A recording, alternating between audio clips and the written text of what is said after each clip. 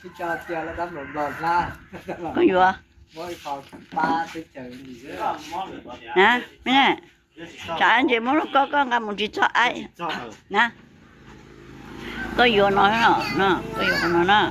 cho mùi vô uống vô nó đồ này nè mà ê đi để có một ai đâu đi có một ai à đó nó không có một ai để cho này bên ta ít việc nữa lòn lòn nó gì có món nữa cái ít chỉ mua ăn chi đồ này nè cho tay mà cho tay mà chế ô chú đi nhà tay chứ mà chị thạo chú cho có nè cho được mấy nhà của nhau nè cho mùi chú Ai phải xem rồi. trái bỏ cho phải bỏ cho kiểu ai cho thì tay cho nè có cái nó cho nè à họ có cha tao họ có chỉ cái nó cái cho nè hay là cho cái cần đỡ cửa chỉ nhà lấy cha Lấy ớt xem. tận mày mới Ai phải xem mà. tận mày mới nó chỉ cho nhai mua chỉ cho chị lấy chào lấy nhìn đâu cửa tại mới lấy ít sẵn đó Mà để nó ai lấy chi cho. Sao là việc ai muốn chi cho của. sao có mình liên tự ảo Anh nhà đại. mua cả nhà cô ngoại giờ Có muốn là ăn ăn sở. sao lên đâu thôi à mua nó ăn lên sao tự lấy xem để chế để con đi là để ai chứ nào đã chỉ biết chưa cả Muốn gõ coi cho là việc chú mua. sẽ chẳng nào sẽ có lấy cha ở xem tao thấy xem Ai phải xem. à là bây giờ Dần dần ai chỉ dần dần. không có nè Anh cho chỉ dần dần. ô lại mua nè ai lấy Của lấy ớt ở xem. xem ai Ai lấy ớt xem chỉ. sao sẽ chẳng này ở cái đi hiểu trả anh chị nó mà nó có chẳng nhiên là có mấy lọ sao sẽ chẳng nhiên à rồi nó có mấy cái lọ sao sẽ chẳng nào cha tụi nó mà nó chỉ để tụi nó cái này nè Anh phải xem. này này nó sao sẽ chẳng nhiên à này ở lần xưa cho lồng mới chạy vô cha này ai thì nó à vậy lên da họ chế vậy lên xa nó tiền nhau họ chế vậy lên xa ya lên ô lô đúng à ai chúng chỉ phản người tiểu rồi ai cùng đấy cái con Trong khi con ăn liền. có Anh cho chẳng phải em xả anh không gọi cho nó như xả. À, nữ nhiên này cho mùi dừa, con nồng dừa. À chị, cho mùi dừa con nồng. À chị, họ tụi nó chỉ dừa. Ủa chị, thì tụi nó chỉ chơi cũng phải tụi nó mà nhiều. con lọ tụi nó tụi nó chơi đó hả Tụi nó mà nhiều liếng tụi nó xé rong nó. tụi nó xé rong tụi nó mà có thể Nó xé rong tụi nó bây giờ nó chi nó mà nó không để ấy chân lăng này đáng ghét nó gì nó lăng nữ dụ nó xé rong nó sắm một chiếc phá của nó tụi nó sắm Sao việc của chúng nó chiêu phá có. nếu nó tự ai nữ dụ đi phòng đêm rồi nữ dụ phòng đêm Nếu hai cậu con cho bị dụa. đó giờ này tụi nó chơi sạt đó tụi nó mua giá bao nhiêu đi nè đang kia tụi nó có món mà nó cho sườn nó rồi nó họ hay rong họ tụi nó mà nó tự nhiên nó to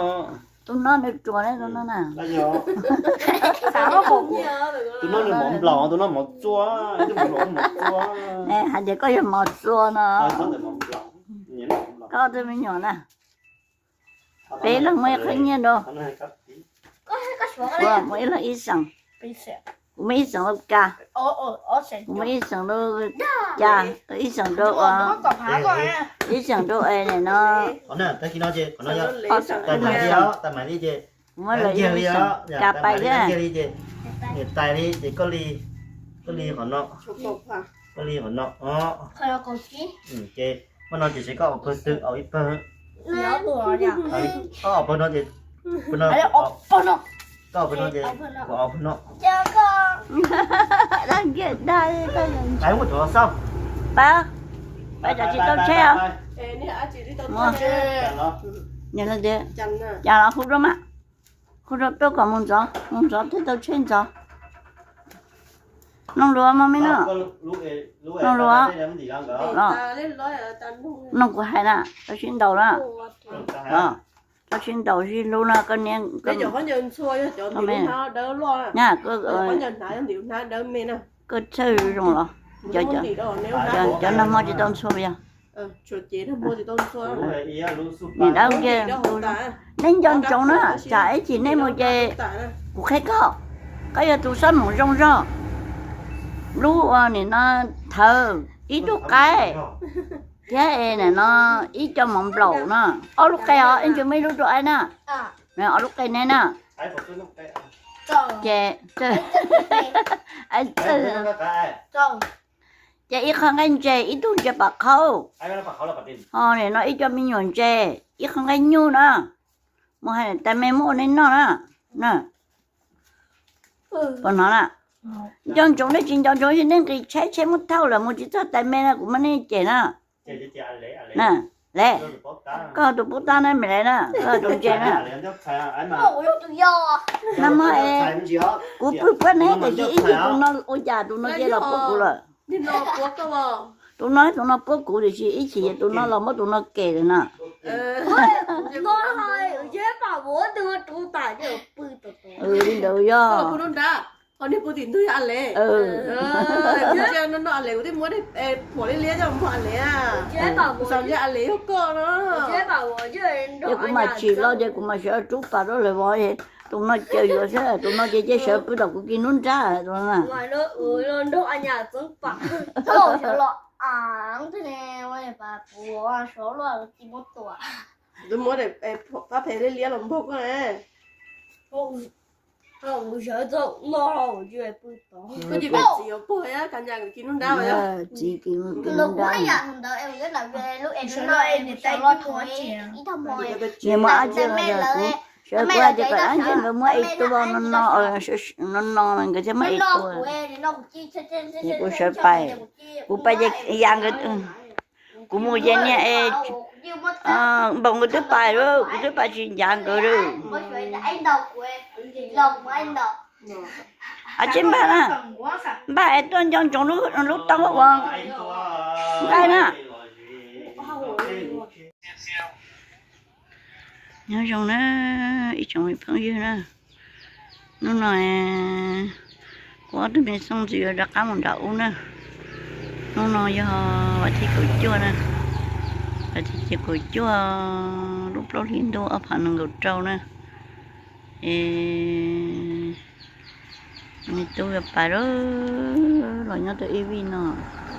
ở đây mình xong rồi gặp bà mình cho cơ